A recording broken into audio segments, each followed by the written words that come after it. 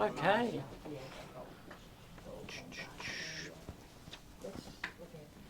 I'll stay seated so you can hear. You're all right. Very good. I'd like to welcome everyone here and everyone online through the World Wide Web. So to our healing hub here at CanSurvive Australia in Maroochydore. So I'd like to welcome and introduce Denise Donati. Yes, good job. Very good. Got it right. Denise is the founder, registered nurse and midwife, and currently building a knowledge base through a Masters of Integrative Health. She has a very keen interest in fertility and functional health. Now, we all know that functional health is a patient-centred approach focusing on root cause of illness by viewing the body as an interconnected system aiming to restore balance and optimal wellness through personalised diet, lifestyle and targeted therapies rather than just treating the symptoms. So Denise's business is IV Health Sunshine Coast. So their vision is to inspire and empower individuals to achieve optimal health, vitality and healthy ageing through a personalised and holistic approach, fostering a life of strength and well-being. Their mission is clearly what they do. They are dedicated to supporting every individual on their journey to health and vitality, believing that health is the greatest wealth and an investment in a vibrant and fulfilling life, not an expense. So welcome, Denise. I'll hand over to you and look forward to your presentation. Thank you. Thanks very much, Chris. So I guess first of all, with a lot of presentations, we've got to go through the disclosures and say that this is only for educational purposes only. There's nothing medical here. Always important to consult your medical health practitioner for further advice if you're interested in any of these recommendations or suggestions today. And like Chris said, I'm actually the proud owner, and I feel very privileged owner of moving in such a late stage in my life into this new holistic integrative approach, and I just find it absolutely fascinating, and I'm very privileged to now be here in this space. So what are nutrient infusions? Essentially, nutrient infusions in this instance are IV vitamin and nutrients, and there's a whole range of different vitamin and nutrients that we can introduce intravenously, or we can do it intramuscularly into the muscle or subcutaneously under the skin. The idea behind what we do, and I'm a very firm believer of this, is if you give the body what it needs in terms of nutritional support, vitamins, minerals and nutrients, amino acids, it will get to what it needs to do, and it will start dealing with whatever's happening in it. It's always looking for homeostasis, and it tends to be jumping from one place to the other. But if you give the body, a lot of people find this a foreign concept, but if you do provide the body with the vitamins and minerals that it actually needs, it will start dealing with whatever the problems are that's going on with it. And the important part with the vitamins and minerals that we administer intravenously is that they're 100% absorbed. So essentially they are enveloping the cells and providing the cells with the nutrients that they need, as opposed to oral supplements. There's a lot of things that dictate as to how much absorption takes place with oral supplements, including gut health. But even with high quality practitioner-only supplements, the absorption rate can be fairly minimal in comparison with the IVs. So vitamin C and chemotherapy, very interesting. Some people would say controversial topic. High dose vitamin C, how it actually works, it has a synergistic effect alongside chemotherapy. There are a lot of oncologists out there still today that perhaps don't believe that that's the case. And I preface this with saying if you are looking at doing any form of supportive therapies alongside any journey that you may be having, it's very prudent to inform your healthcare practitioner, your oncologist, that that's what you're doing. So some studies have suggested that vitamin C can actually enhance the efficacy of certain chemotherapy drugs by sensitising the cancer cells to the treatment, which may improve overall effectiveness. Has an antioxidant properties, and that can help support the immune system. And as we know, people going through any form of chronic condition, they really need support with their immune system. And it can actually enhance chemotherapy. One of the amazing things with how vitamin C works, and I might cover this in some of the other slides, but just very quickly, The body sees vitamin C as a sugar. It's not actually a sugar, but that's how it treats it. So once the cells of cancer cells actually take up the vitamin C, because obviously cancer needs certain things to reproduce, and one of those things is it needs its energy, and it sees vitamin C as its energy supply in the form of sugar. Once it takes that vitamin C into the cells, the vitamin C gets converted into hydrogen peroxide. So it then starts to cause apoptosis or cell death. So it's an amazing way it works, but it also has its controversies, as you may see as we go through. So high dose vitamin C can also reduce side effects, and there is absolutely evidence of working both Western and the medicines that we do. They work together. There's a synergistic effect with being able to hopefully enlighten people and work with people that are providing the chemotherapy. So high dose vitamin C may also alleviate some of those awful side effects that are found with chemo, such as mouth ulcers and nausea, vomiting and sickness, because its antioxidant properties in normal tissues reduces inflammation and oxidative damage that can be caused by chemo, improving patients' overall quality of life. And that's really our aim, because there are certain situations where we see people who have tried a lot of things and maybe their mindset's not quite right, but their quality of life has been improved by taking the vitamin C, even if they don't end up pulling through their journey for whatever reason that's driving that as well.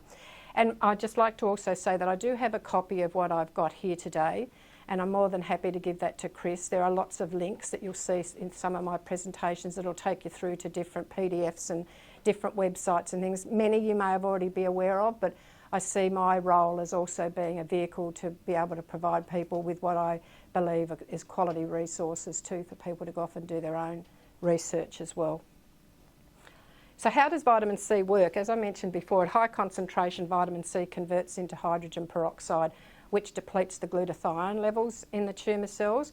And glutathione is a little bit like a shield. It protects healthy normal cells. So when reduces the glutathione levels in the cancer cells, then it exposes them to the actual working of the vitamin C and the hydrogen peroxide. So it may make it more vulnerable to the chemotherapy, even at lower doses.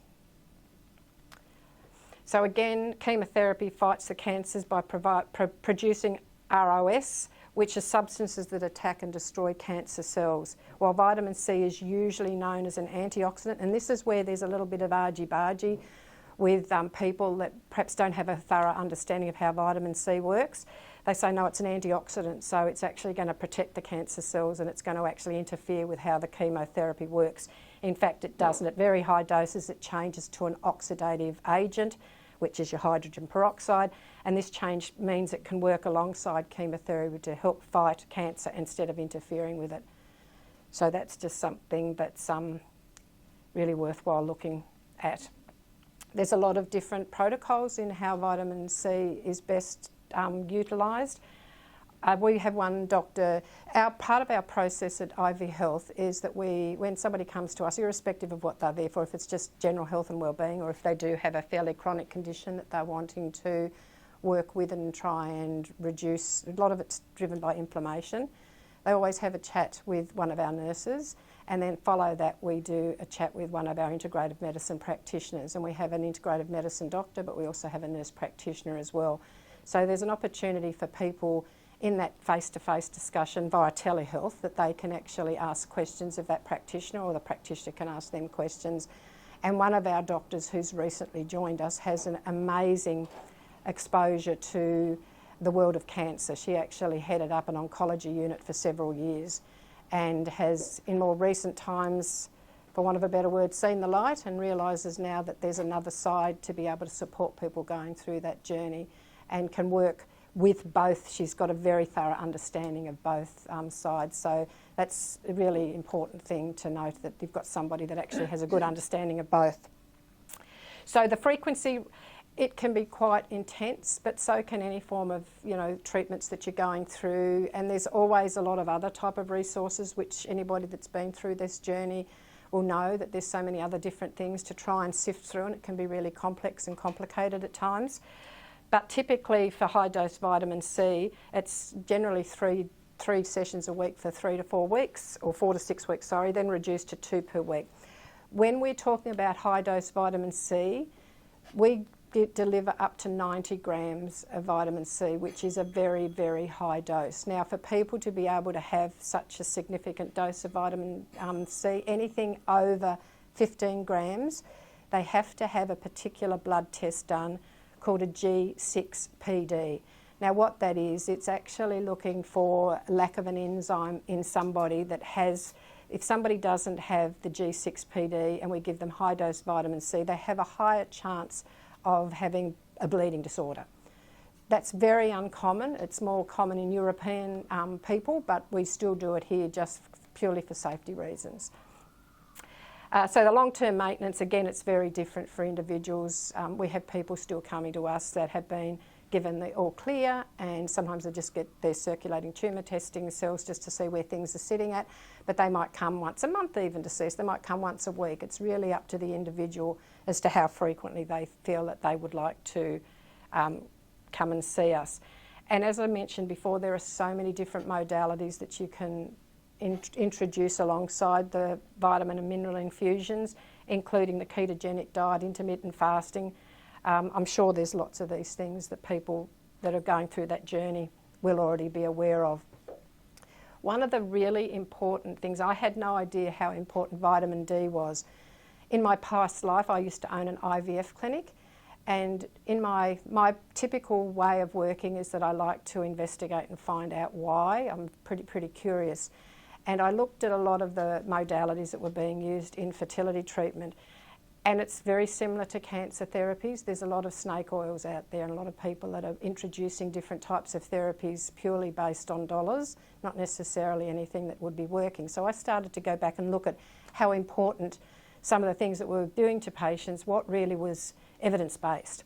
And one of the things that came up was the importance of vitamin D. Now, vitamin D, typically if you go to see some of your doctors, they might say that your vitamin D levels, if it's sitting at about 50, will often be told that it's okay, it's normal levels. That's a bit questionable even for bone health, but for people that are in the functional medicine space, we like to see vitamin D levels sitting at about 100 to 150.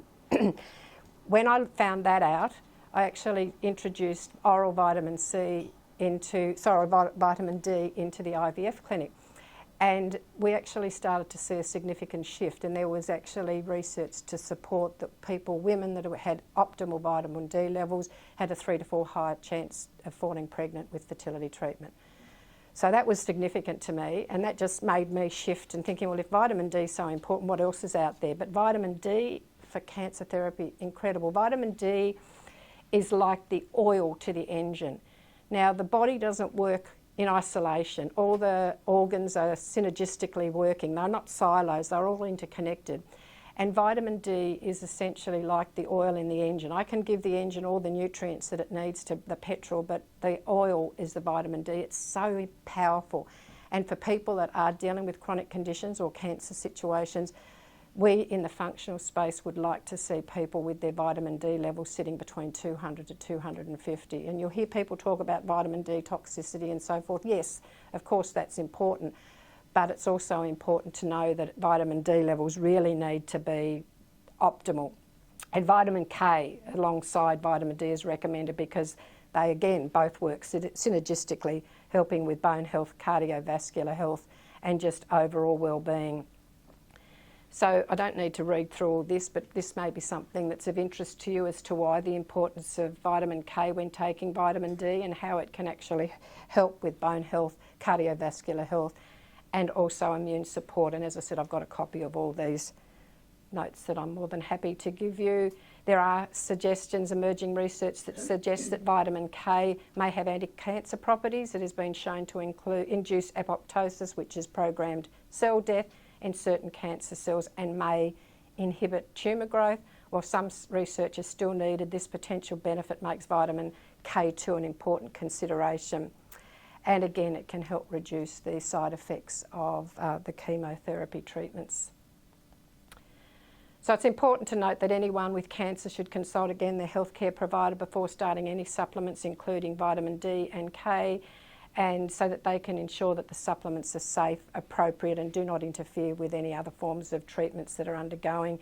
And monitoring of the levels are equally as important and crucial. So in this particular part, in summary, IV nutrients infusions provide a powerful way to support overall health and complement cancer treatments. High-dose vitamin C can work synergistically with chemo to reduce side effects and improve outcomes. And there's a lot of other different, which I've just been talking with Chris about too. There's so many other different therapies that you will be aware of from being here at CanSurvive, like your HBOT, red light therapy. We were just talking about Rife, which is a new thing. I don't know a lot about it, but I've got a link in my presentation to that. And of course, the diet. So again, go based on additions to what we're offering. You've got your diet, your keto. The metabolic diet's really important one that a lot of people talk about. Gut health is incredibly important to try and get that all in an optimal position. And that's where the naturopaths work so well, going to see naturopaths to help get the gut health in such an optimum condition. Hair tissue mineral analysis, oligo scans, which I know are here. There's onco tests which detect the circulating tumour cells in bloods to help direct treatment monitoring, and I've also got links to that as well. Other lots of resources that are available. Robin Gosford, she's an integrative medicine specialist with over 30 years experience who's no longer practicing in terms of medicine, but she's helped many people overcome a lot of life-threatening conditions that mainstream medicine would have labelled as incurable. NIM, National Institute of Integrative Medicine, is another really important resource. And there's also the use of, which is a little bit controversial, but the use of repurposed drugs is also something that is very interesting, and people are coming to the fore with use of different sorts of drugs that may or may not be suitable for using with different types of medical conditions. And again, I've got a PDF actually attached to that you can, it's as current as 2024, so you can have a look at different types of medications that may be suitable for your situation. Riordan Clinic, a lot of people have heard about the Riordan Clinic, dosing of IVC for patients. Again, I've got YouTube video links to all these. Of course, CanSurvive, which I've only just recently come and found out about CanSurvive, and I'm so pleased that I have, because I really are looking for a cross-referral system so that I know, as I said at the beginning of my presentation, one of my jobs is to do research and find out resources that I believe are credible, so that when I'm actually providing my patients or people that come to see me with a compendium, I know that the links and the things that are in that compendium stand the test of time and aren't necessarily, like I mentioned before, snake oil, are actually good, solid resources. So the takeaway, the path to conquering cancer, is not a single miracle. It's a carefully orchestrated sequence, remembering nothing in the body works in a silo. So prepare the ground, detoxify the body, enhance liver function, which will reduce inflammation and restore metabolic harmony. Many, many conditions that develop are purely the basis of that is inflammation. So, and vitamin C is a powerful anti-inflammatory as well. So if you prepare the ground, awaken the defences, which is your immune system, to identify and eliminate abnormal cells, target with purpose. Only the body is activated and inflammation reduced. Only after the body is activated and inflammation reduced is it time to intervene and disrupt the disease process directly. This approach honours the natural rhythm of healing, terrain first, immunity second, and intervention third.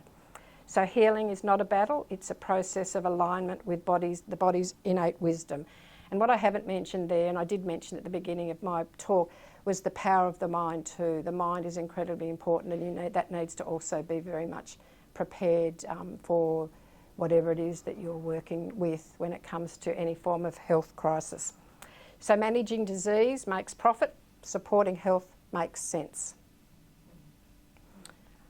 Anybody have any questions at all that they would like to know about the process that people have with us and how that looks, or just anything else? So if I can just ask, you talk about a protocol obviously for people who've got cancer, so what about people who are in remission, so to speak? What would an overall program to enhance their immune system and get the body back on track again, what would that look like? So wherever possible, if we can get recent, and by recent I mean within the last 6 months, some haematology results, so bloods results. We're looking at your vitamin B levels, you're looking at your iron, you're looking at your coppers, and trying to support where we can any deficiencies. That's really important. If we don't have access to those, and if there's any practitioners in the audience that can help facilitate that for us so that we can actually refer people on to the doctors that can then facilitate these testings, or nurse practitioners, we'd be most grateful to get that, as because sometimes it's really hard for people to navigate back to their GPs. It can often be long waiting lists, and I want to try and make that road as seamless as possible for people. So if there is anybody that you know that does have, you know, fairly easy access, then I'd love to know about that. But we usually go, if we can't have recent bloods, then we will target symptoms primarily. So people come in, or, you know, you're looking at immunity support, like your zinc, your magnesiums, your vitamin Cs, your B complexes, your B12, all of those just work so beautifully together to try and boost the immune system. But what we do is only a really small part of it. You know, there's the diet, there's the gut health, there's so many other different modalities that need to be in alignment before what we're even doing is going to be beneficial to people. Yes? I noticed you didn't have selenium in that first formula. We do use selenium.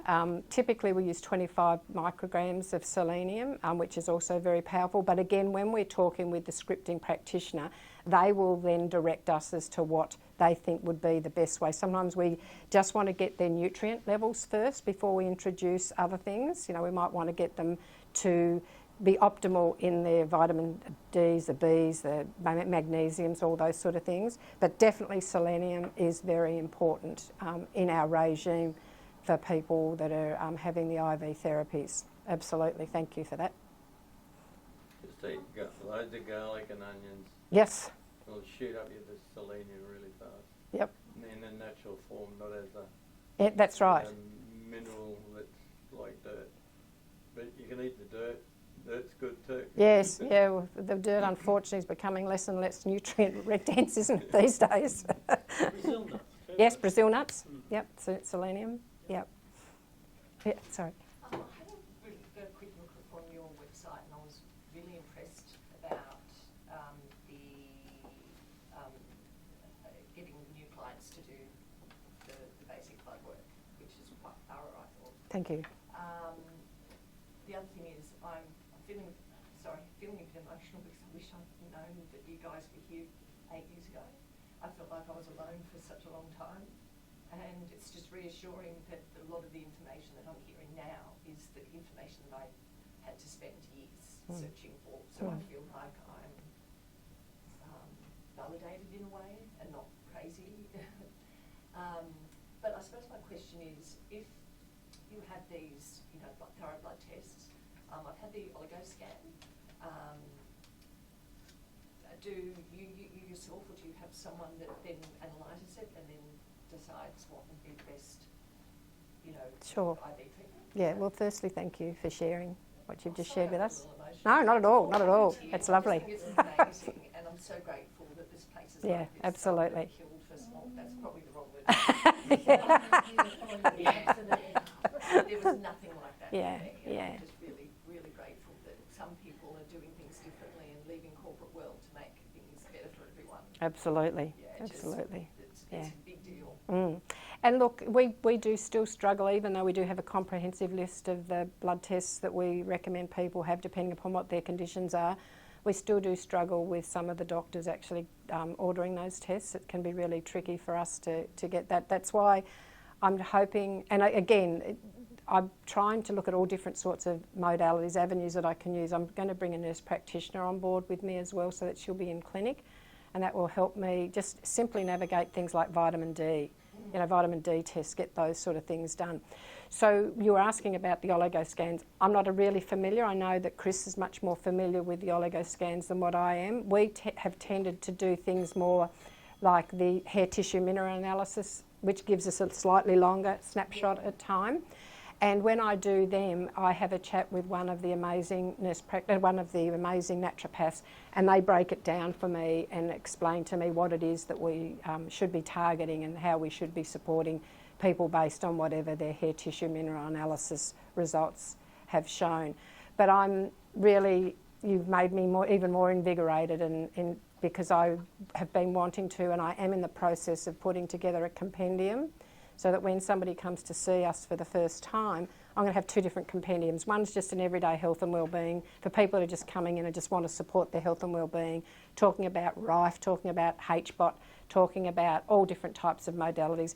But then there's going to be one that's specifically targeting more serious conditions so that I can hopefully provide resources and references that people can then go and have a look at and decide if that is okay, if that's the way that they want to go. But it's just trying to cut through all the rubbish that's out there for people. Oh my God, absolutely. And just, I suppose the other question is, I noticed that you had NAD as one of the things. Currently I'm taking NMN plus, NMN. It mightn't be the right time to be asking this question, but peptides. What's the situation in Australia? Because I've noticed are they legally available? Or? I'm not up with peptides as much. I know that they're very much, and perhaps be able to tell us more in regards to that. I mean, obviously they're the amino acids, the building blocks of the body that are needed, but I don't think that they're easily available, and they've got to be under the care typically of a medical practitioner. Right. Is that correct? Yeah. The simplicity is get onto a paleo carnivore diet, which says get out of all this sugar, the crap that's poisoning society. Yep. And you'll have all the peptides in the world. But you don't just eat steak every day. You've got to have lamb's fry, lamb's brains, you name it, etc. The whole animal. As Paleo Man says, you've got to go from the foot to the hoof to the horn. Hoof to the horn, yeah. Is that John? Hoof to the hand. Is that John? Is it John? Oh. Yeah, so that's certainly an emerging area. People are now saying get onto paleo or carnivore diet. Yep. And you can get literally every nutrition out of animals, but you've got to go through preferably organic chicken, pork, lamb, beef, all the fishes. Yes. And if you're an Eskimo, you've got to have the salmon. If you're equatorial, you've got to have all the tropical fish. Yeah, and I guess you've got to make sure, like they say, the soil, so the gut health is optimal first too, so that absorption is... They'll sort out your gut too, because it's got all the right microbiomes in there. Yeah. Denise, can you explain the octotrace? Yeah, so actually, it looks at the circulating tumour cells, and I've got a link to that as well. So typically, my understanding of it is that it's actually a test that's done on, sometimes it's on tumours, sometimes it's on just the blood, and it looks for the sensitivity, whether that particular type of tumour will be responsive to chemo, and if it's going to be responsive, what type of chemo it could be responsive, so it can help target therapies even further. So that test, someone who might be in remission, is that a test to see whether they've got an active cancer tumour in their body? That you can get circulating tumour cells, which will look at that, but this one is more specific for when you've just initial diagnosis and trying to target therapies. Oh, okay. But some people do have regular circulating tumour cell testings to see where their circulating tumour cells are sitting, which helps them know whether the treatments, the therapies that they're using are being effective. Right. Yeah. Okay. Yep. What's your test, did you say? It's an oncotrace. Oh, okay. Yeah. I mispronounced. That's all right. That's all right. Oncotrace. Yes.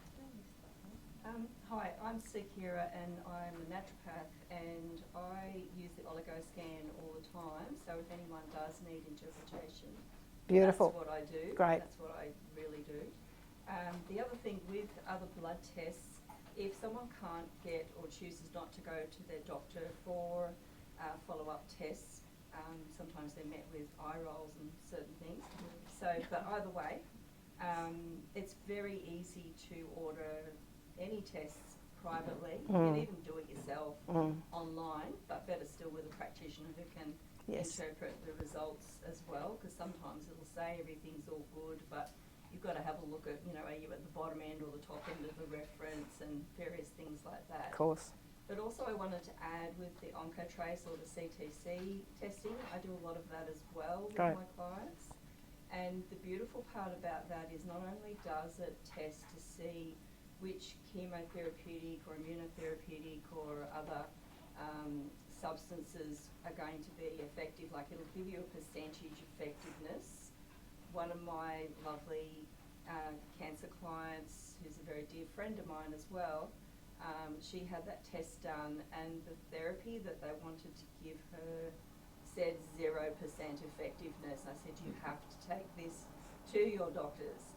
So of course initially they said, look, we don't know what this is, we just do, this is what we do for your type of cancer.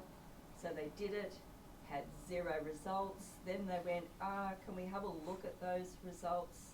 Then used the targeted approach, and even though she was given literally weeks to live, she was then in remission because she was given the right treatment. But then on top of that, so it tests for like over 100 different therapeutic agents, but it also tests up to 55 or even more if you choose to add more natural substances. So 50 in their own test kit, and then you get to add another 5 of your own if a practitioner says, you know, I've heard that this is the latest, greatest, best thing for, you know, treating your type of cancer. Why don't we add that into the regime? And it'll also give a percentage effectiveness for that. And so it's very useful then. So she was able to then use those natural substances as a follow-on treatment. So she's now 2 years into remission, given, as I said, weeks to live, and going, you know, gun blazers because she has that targeted treatment. So it's targeted towards not even just your type of cancer, but it's testing your cells. So it's like a sensitivity test, like they do when they're working out what antibiotic to kill a type of bacteria. It's the same type of testing, well, obviously different, but the same principle. So it's very specific to that individual. And so then even beyond the cancer, when you're talking about in remission, you can still test to see whether or not there are circulating tumour cells still remaining, and if so, then you would be continuing with the natural regime and what other things are needed, you know, diet, lifestyle, etc., to support, continue that process on, because as most people here would know, it's not just a one-off thing, and it can reoccur. So obviously if you want to have that follow-up treatment, it's fantastic. Yeah. What test was that again? Sorry, it was the CTC, so circulating tumour cell, but there is, OncoTrace. It's done in Greece, I believe. Yeah, there's a few places. So it's sent overseas, but it's done via a lab in Australia as far as the collecting process and the transportation and so forth. And it is expensive. So, you know, you're looking between $2,000 to $4,000 depending on the level of testing that you're getting done.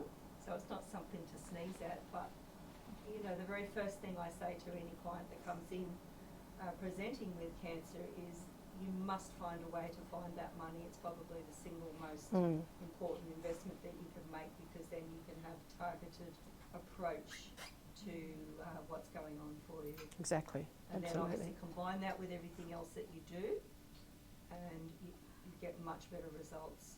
Yeah.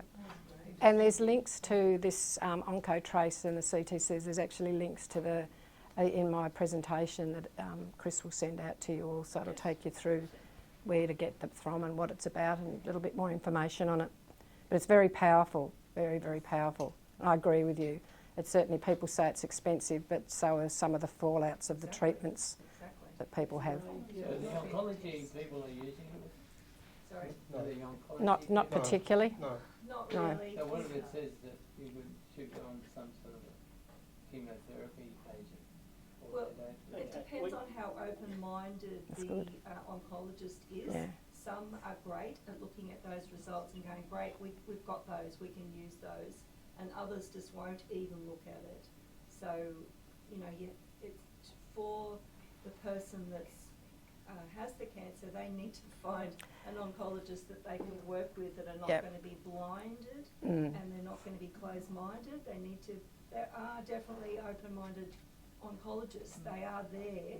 You just have to look for them. To know who they are. You do. And I had a patient that came to me about 7 or 8 years ago, and they had a diagnosis of breast cancer. And because she was a friend of mine, I started to do some research for her, and I found out about similar thing. It's not the Oncotrace, but it was very similar back then. So I gave that the opportunity. I said to her, go and talk to your oncologist about it. So she took the information to them, and they said to her after that she'd had an initial consult, went back again, and they said, oh, I don't normally sort of offer that because it's an expensive test. I thought, wow, that's incredibly powerful. You know, who is it for them to be deciding what money that somebody else could spend? So anyway, I guess the upshot of that was that she actually ended up going back home, and a couple of days later in her mailbox the research turned up from the oncologist that I'd actually seen, and that was good because hopefully now they've been opened up and enlightened to that. And then I asked her to go back to the breast nurse and say to them, you know, this is information you should be putting in your little pamphlet, little leaflet things that you're giving out to people. It's not to say that that's the right modality or the right treatment for you. It's just an option. The biggest problem with that I can see is that if you don't correct the patient's immune system to start with, using some oncology drug is just going to be like, oh, my penicillin cured my tonsillitis, but next time you go back to the kindergarten, you're going to get your tonsillitis back. Yeah, exactly, exactly. Yep, yep, definitely. So and the immune system is so important. It's so important. So I do a natural killer cell number. I've discussed this with Dr. Renee Hurdy, who's the past director of cancer research at Mayo Clinic. Mm. And she just staggered with that, you know, if you get your natural killer cells above 50% in that bell curve, Yes. you've got the immune system really good. And then you've got to get your hormone system really good to get your serum DHEA up into the top range, and then all your other trace minerals, your oligo scans, and whatever. It's amazing big, you know, puzzle, but you just got to put all the bits together. You do. And the more bits you put together, Yeah. the results are unbelievable. Yeah, they are. They are. Absolutely. So Denise, tell us a little bit about the process of IV therapy. Well, it's simple for people when they come to see us for the first time. As I said, they have a detailed chat with a nurse about their medical history and allergies, a whole heap of things, family history. And then we talk with our integrative medicine practitioner for scripting. Now that first consult typically lasts anywhere from an hour to an hour and a half, depending upon if they go off and have an infusion straight thereafter.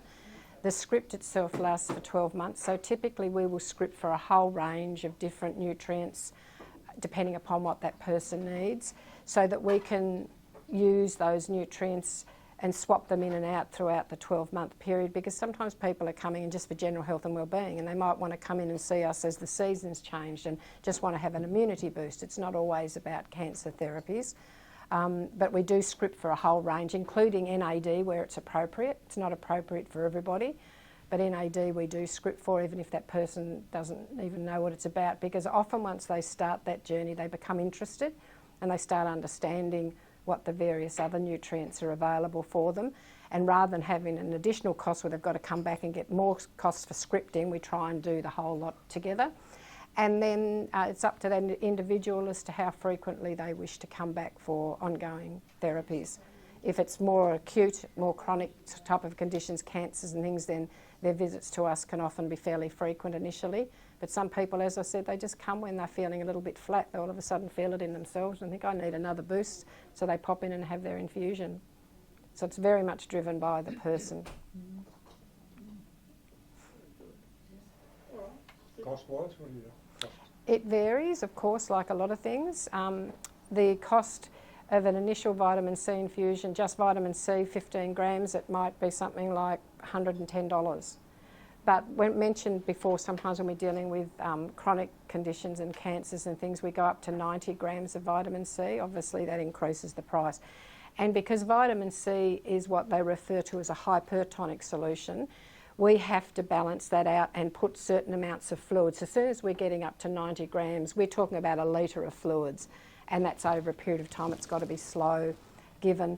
And one of the important things, which I did forget to mention, but I think it might have been in the presentation, if people are looking at doing vitamin C, H bottle, those sort of things, come into us fasting. If you're dealing with cancer, if you come in fasting, now I'm talking about 12 to 14 hours of fasting.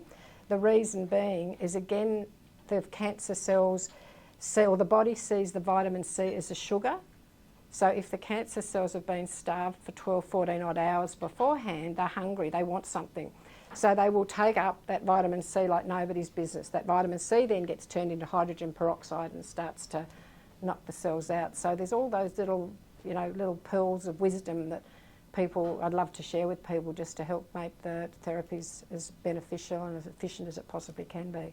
Just a question, if vitamin C gets transferred into hydrogen peroxide, why not just take hydrogen peroxide? Well, some people do. I'm a huge vitamin C fan, yeah, but just learning a bit about hydrogen peroxide now. Some people do. Do they? Some people do, and that's, if you have a look at the link, it's called the repurposed drugs, and there are a lot of other repurposed drugs out there that people would have heard of that I'm not mentioning today.